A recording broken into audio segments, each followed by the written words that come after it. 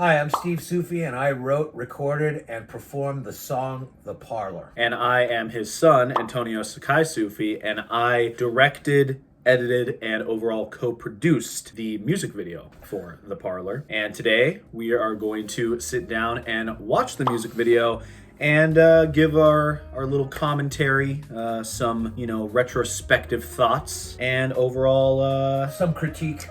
some behind the scenes little tidbits. So yeah, tell a little bit about how you came up with The Parlor. Okay, I had in mind to do kind of like a funky dance tune. It was something that I never had really done before because I'm mostly like a rocker kind of guy. So I started thinking of songs in my head that I admired from other people, like George Clinton, Parliament Funkadelic, Sly and the Family Stone, so forth and so on. And so I came up with an initial beat.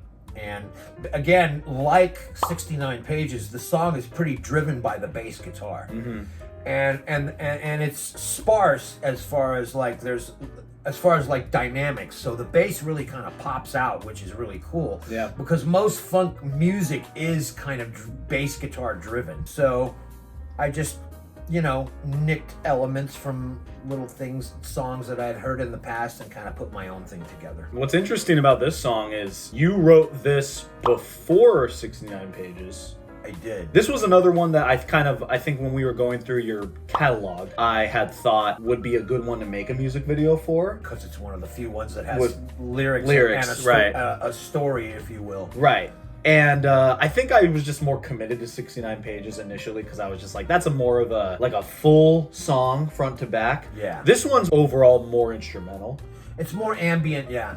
But there are obviously lyrical parts. And they're very sparse. They're sparse, but it's enough that I was like, we could make a music video out of this. Yeah, for sure. And when we were sitting down to make it in December of 2024, I knew I wanted to make something that was visually distinct from 69 Pages. Different, yeah. Because I didn't want it to just be like, okay, every music video we make is the same. Right, that's why we shot it in 4:3 as opposed to 16:9. Well, we didn't shoot it in 4:3. We shot it in 69, it. but I when I edited the final cut of the video, I made sure it was 4:3 to give it that visual distinction. But I will say this, I might be a little bit more critical of this one because despite the fact that I wanted to make it visually distinct, I actually do think that there are several similarities in retrospect that you could make parallels to 69 Pages. But I still really like how this came out. Absolutely. Let's get into it and let's see what we can talk about here. This is The Parlor. Tiny. Okay, wait, right off the bat, I want to point this out because I was really That was a nice effect. happy with how this came out because, this whole beginning part of the video, this isn't part of the song. This is just a sequence that I wanted to have to kick the video off of you starting up the car because the whole premise of this is you driving around and there's like multiple versions of you that are like in the car with you, but really it's more just like a cool little visual thing. And obviously, well, not obvious to maybe everybody, but this whole video is sort of based on the opening of The Sopranos. Yes. Mm-hmm. And that's a nice effect that what you did with the license plate. I still don't know how the hell you did that. Yeah. But I'll get you to explain it. I can explain it. Yeah. So yeah, like my dad said, we had been watching The Sopranos. This was a show that I always knew that you liked, but I never really sought out to watch it on my own. He was too young to watch it when I was originally watching Right, it. yeah. We sat down and started watching it, and I liked it so much. And one of many things that I liked about the show was the opening sequence where you see the main character, Tony Soprano, driving basically back to his home from, a night of Well, antics. It's a brilliant juxtaposition because it starts out where he's in the raunchy, raw inner city, and he keeps driving, and the more he keeps driving, he starts going into this nice neighborhood with the up the hill with the nice big house and stuff. Right, yeah. It's a great show and a great opening to a great show. And so this whole video was fairly modeled around that. Yeah. I mean, obviously there are distinctions, but a lot of it you'll see is based around that. But this effect here, this was something that I didn't really plan on doing initially, But what happened is we filmed this shot of you starting the car, all these shots of you starting the car up, and there's this shot where the headlights turn on. And, you know, I didn't want to have your straight up license plate in the video. Right. I appreciate that. Right. So initially I was just going to blur it. Yeah. But then I kind of, while I was actually editing the video, I kind of got to thinking like... That'll look lame. It would look lame. And also I was like, maybe I can do something a little bit more clever, and then I had the idea to... Well, you pulled it off. Yeah, and this was like, I had to basically go into like a Photoshop-esque program. Right. How long did it take to do that? To do this, maybe like 30 minutes. Oh, wow. It was fairly quick. I'm thinking that was kind of a while, you know? Yeah. 30 minutes. Well, I mean, for this small thing, it was a while, but for me, it was like, that was just nothing. goes to show how much work you put into this thing, you know? Yeah, well, especially considering when you consider the fact that this was just like a second-long shot in the full video. Like, some people probably wouldn't even catch that. Yeah, I know. You know? I know. So, anyway... But I'm happy with how that came out. But yeah, you can see it's in 4:3. And I tried to apply a VHS filter to the video to make it look more... A little older. Older, yeah. Because the song, I felt, kind of sounded older, you know? It's definitely retro. Yeah. 69 Pages had more of a more, in my opinion, modern feel to it, or modern sound to it. And this one just felt more retro, so it felt like this would be appropriate. Yeah. Anyway.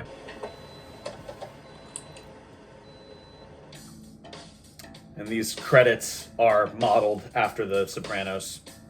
A Toniverse production. Yep.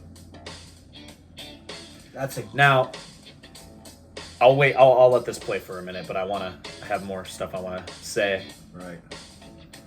So... In the car, each seat is a different instrument. Right.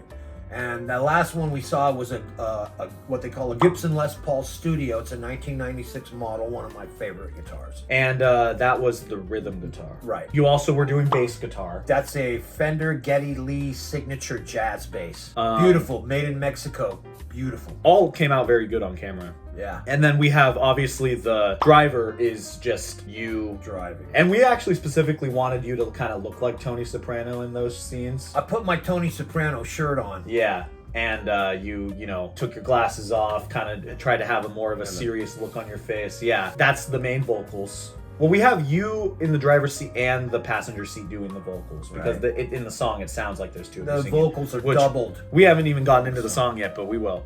Yeah, the vocals are doubled, which means I sang them and then I sang them again and then blended the two together. Right. And then we have you in the back behind the passenger seat, or behind the driver's seat, doing the drums. Right. And we just have you kind of mimicking air drums. Doing the drums. You're right. This was one of my first big projects where I used a green screen.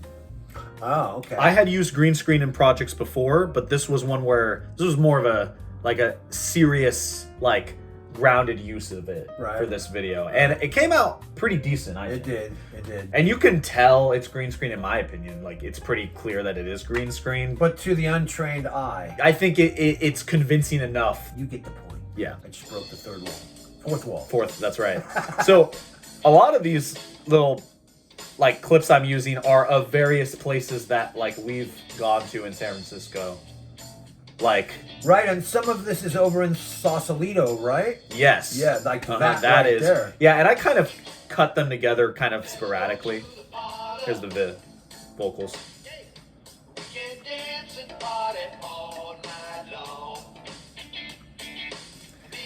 You can it's very subtle, but in the shots of you in the car, I applied a very subtle shaking effect. Oh, and it's kind of hard to tell. I can tell because I edited this. But if we go to a shot that's like a prolonged shot of you in the car lip syncing, you can see it kind of bobbing up and down a little bit. Let's see. Let's see if you can tell.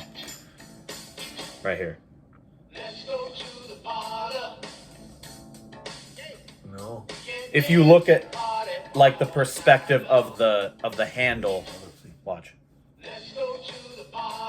Watch the handle.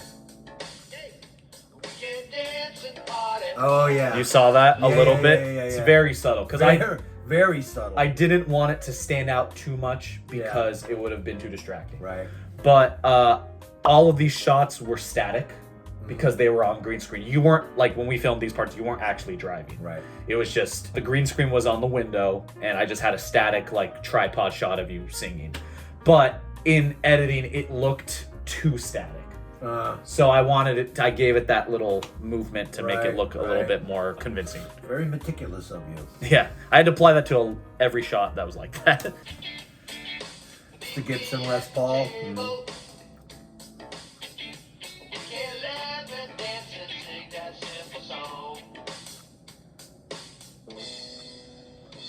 There's the Geddy Lee bass. Yep.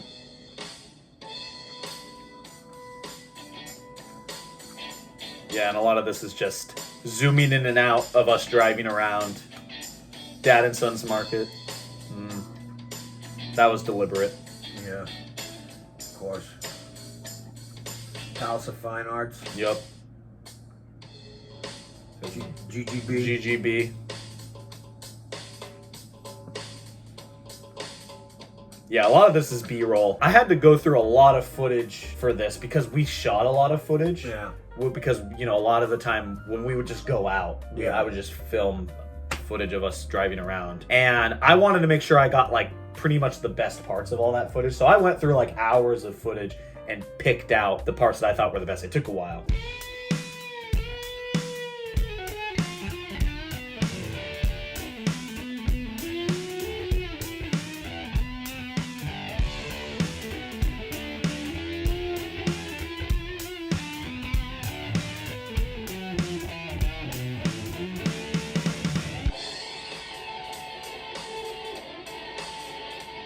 Look at the cat. Yeah. She's dancing. She is.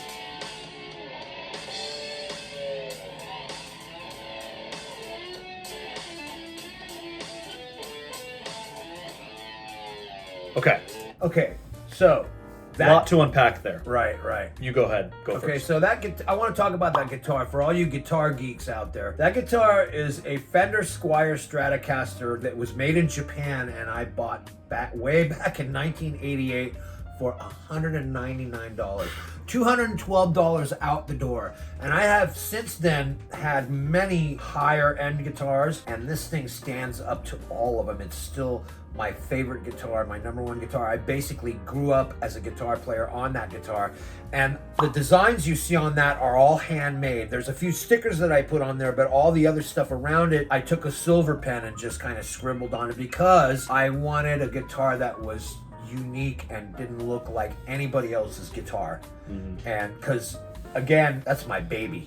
Like I am so emotionally attached to that guitar. Besides, it plays wonderfully and sounds amazing. He's more emotionally attached to the guitar than he is to me. And I don't think you used that guitar in anything in 69 Pages, did you? Nope. And I think that was like a regret of yours after we were done with that video was. But technically speaking, that guitar was not used in the recording of 69 Pages, and it was used on the stuff you're hearing right there. Gotcha. Okay, so maybe that was like a deliberate choice of yours then. Yeah. In terms of the visuals of this scene, this is actually a portion that I'm pretty proud of in terms of how it came out in the final cut. This is actually the first thing that I edited front to back for this video. Was this just section of the guitar solo? Yeah, and there's a lot of cool little things with this. I mean, first of all, like the shot is constantly zooming out. Like you can tell, like if we go all the way to the beginning, how it starts out more zoomed in, and then as time goes on, it gets gradually further back. Right. When we were filming this, we hit a couple of like little Easter eggs in the background. Like for example, we have a book that you have about the Sopranos. You're like an Easter egg hunt. Yeah, I gotcha. Yeah, Easter. Yeah. So, I'll tell you another thing. A nice effect that I like, a nice Easter egg effect, is that Sgt. Pepper's Lonely Hearts Club. We have the Sgt. Pepper's Beatles album, which I think I got for you as a gift. You did. Yeah. And then we have a book about the Beatles on top of the amp. There you go. And the reason why this is significant is because it's the Beatles that started it all for me. That when I heard the Beatles, I knew I wanted someday to be a musician. Right. So all you youngins out there that don't appreciate the Beatles, you need to get your priorities straight. No. But I mean, I could elaborate on them for the next hour. That could be its own video. Yeah. And then another thing that I love about this shot is having your cat Jenny pretty much the same spot the entire time. She moves her head, and you can tell when you're watching you jump all around. But overall, she stayed pretty much completely in the same spot throughout the whole thing, and I love that because it just creates a cool little bonus effect with all this where you see her kind of like moving. I love when when the shots are going really rapidly. Her head's moving back and forth. Yeah, but she, like I would have never expected her to do that, which is why she's very photogenic. She is, yeah. Overall, this shot came out very nice.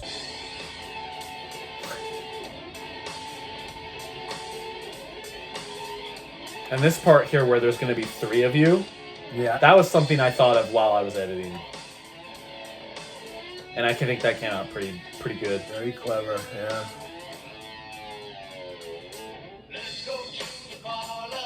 And then you can see in the background they're by the beach now. Oh yeah. And then this shot coming up where there's 4 of you, that's kind of like in respect to what you wanted to do with the previous video. Right. Yeah. And then this whole That's part, a nice effect. Yeah, this is green screen.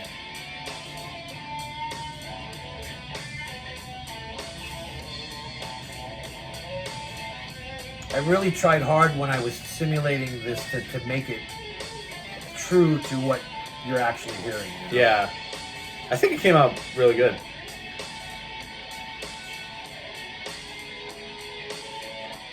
I had to teach myself the guitar solo again. Right. And then this shot here, this ending shot is very Sopranos. I mean, it's like probably the most on the nose. It's like identical. Yeah, because there's the logo, yeah.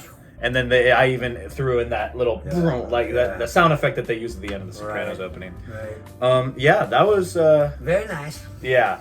I was very happy with how that came out. That took a lot longer than 69 pages to throw together. Did it? Yes, because there was just a lot more like little effects I had to do. With 69 pages, a lot of the footage is unaltered. Right. Other than like being cut together in a certain way. But this, like almost every shot that was with you in the car, I had to like kind of spruce up in some way. Right. You know? Right. But overall, I think it came out really good. The critique I have with it is that despite the fact that I wanted this to come out more different than 69 pages, I think that there are a lot of similarities in the fact that you're getting a lot of cuts to like various scenery, which you're also getting with 69 pages, and you're going throughout the day of this guy in a sense. Yeah, there's definitely similarities. Yeah. But they're not identical. No, they're not. So overall, like, I'm just being critical. But you know what? It's good to be critical. It is, yeah. It makes you put out quality stuff. Yeah, and so this was a fun one. So, but we're not done yet because we still have to watch the behind the scenes. That's right. I'm Antonio, and I'm Steve, and this is the behind the scenes for The Parlor. Let's go to the parlor. It's a pretty much an identical structure. Right. There's the green screen. That was a test shot we did. All right, she jumped up. Yeah. And that's like the full, like, pulled back perspective of the shots of you at the end of the video. Right. And I had you stand really still for these because my green screen was only so big. This is the shot where the background is outside. Yeah. Yeah. This was filmed really out of order, this whole video, from what I remember. Was it shot sequential? Yeah. I don't remember the exact order that we filmed everything, but it was a lot of like, okay, today we're filming a bunch of B-roll of outside, and then the next day we filmed this, and then the next day we filmed you in the car or whatever. Right. You know, it was a lot of just depending on what we wanted to do in a given day. Do you think this one was more work than 69 pages or about the same? No, I think 69 pages was more work because that was the first one we tried, so we had more trials and tribulations. I think this one, even though it was maybe a little bit more involved, it kind of went smoother because we already had the first one under our belts, you know? That's true. At least that's the way I felt about it. I felt I worked harder on 69 pages than I did on this one. That's fair. Yeah. Well, I had a lot of it was like static shots. Yeah. In some way of you, or like more so you weren't moving in a given shot. Right. Whereas with 69 pages, there's a lot of movement. Yeah. I wrote this song during the... And then I decided to include myself in the behind the scenes this time. I'm glad you did. write a funky type of song. It's really driven by the bass guitar. I got a couple of key bass lines from a song by a guy named Stu Ham. He had put out an album a bunch of years ago called The Urge, and there was this one song on there called If You're Scared, Stay Home. I kind of, you know, nicked a bass line or two off of that. There's a lot of differences in the songs. There's actual singing in my tune, and I got the inspiration for the singing from, you know, Parliament Funkadelic, George Clinton. Sly and the Family Stone. You see this little tiny round thing right there? Oh yeah. It says #1 dad. Yeah, I got that for you in Reno. That's right. I you know, it's funny because I think in the full video you don't see that. Because I think the 4x3 crops that out. Oh, but they'll see it on this. They see it on this, Yeah. yeah. But I think when I was editing it, I was like, I'm gonna have to cut that out because the cropping of it just won't fit it in. Yeah. But we did put that there just when we were shooting it. Right. But yeah, that's a little bottle opener. This behind the scenes is shot in regular widescreen. Right. 16:9. You can see that what we shot it in 16:9 and yeah. Oh, you moved the amp back.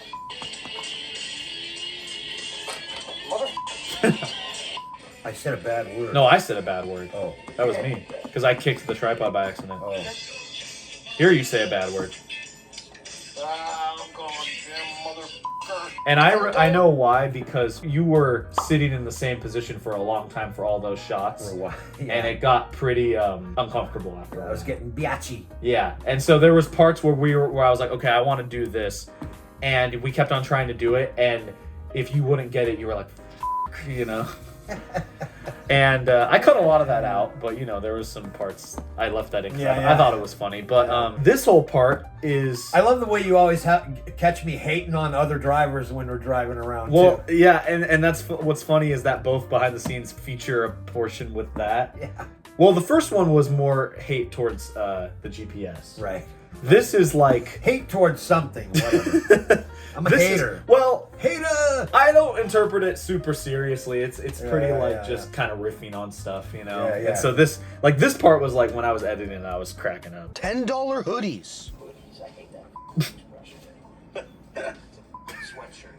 Oh, I hate pedestrians. Except for I just hate everything sometimes. stereo loud enough. Like, maybe everybody else doesn't want to fucking hear that. Nice one.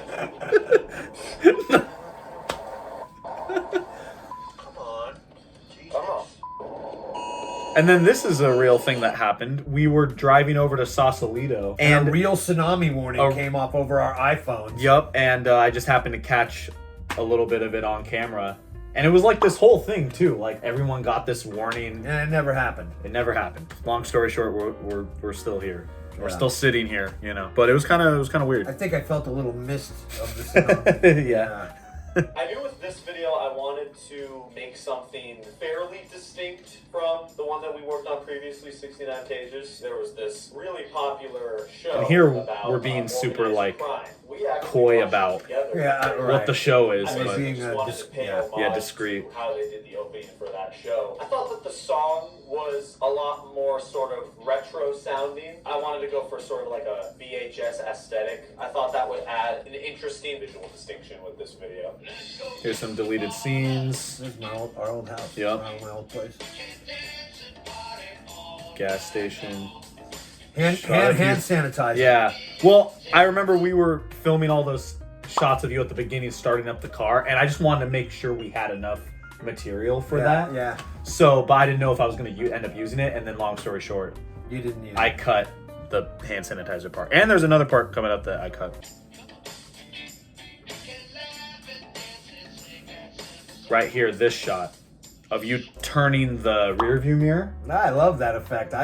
Why did you decide not to put that in there? It didn't really flow well with the opening because the opening is very ambient with like the sounds of the car starting up. I tried it out and it just didn't really like look good in the way that I thought it would, unfortunately. But Oh yeah. Behind the scenes. threw it into with the deleted scenes. Yeah. So it did not go to waste. It was cool. It was way cool. I had to do a lot less than the first video we worked on. And especially since this was the second time we had done this, I was personally a lot Like I was relaxed saying. doing it. Yeah, Yeah. we learned a lot from that first video. Yeah, for And sure. we were able for sure. to use a lot of that knowledge with this one. What I learned from doing these videos is that it's almost like being an actor. Even though you're not playing a role like acting, saying lines, you gotta do these costume changes and all this other stuff. You get a little taste of what it's like to be in a movie almost. There's a lot for both of us to kind of be on top of when we're filming. We have to keep continuity. There's Jenny in the background. And I have to be able to give direction while also managing duties. We're patting ourselves on the back a little bit right here. The two of us. It was a Which blast. is fun. Yeah, self-indulgent. Yeah. Didn't hurt anybody. A little bit. The pigeon. Where is the pigeon? That was like that shot of you doing like that. Yeah. That was on like the first day that we filmed anything for this, because I don't even think I ended up using any of it. It was just like test footage to see if I could playing air guitar. Yeah. Simulating the stuff that was on the recording. Yeah. For all you, now, this is one of my favorite parts, but go ahead. Oh, I was just gonna say, for all you budding film enthusiasts out there, or filmmakers, if you're gonna shoot anything, it's probably a good idea to get some test shots just to see if what your idea or concept is gonna work out in the way that you want, because if you end up like committing to doing it and the day of you come to find out it's not gonna work the way you thought, it's a hassle. It's a pain in the ass to have to like reconfigure what you're gonna do. But anyway, that's why I do a lot of this test stuff. But anyway, this part you said is one of your favorite parts. Yeah.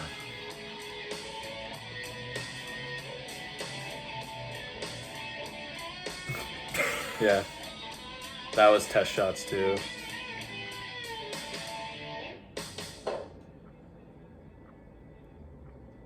And then this part at the end I like, where Let's go to the parlor, baby. Yeah. We can dance and party all night long. Very nice. Very nice. Jenny was, like I say there, Jenny was behind the camera on top of the amp.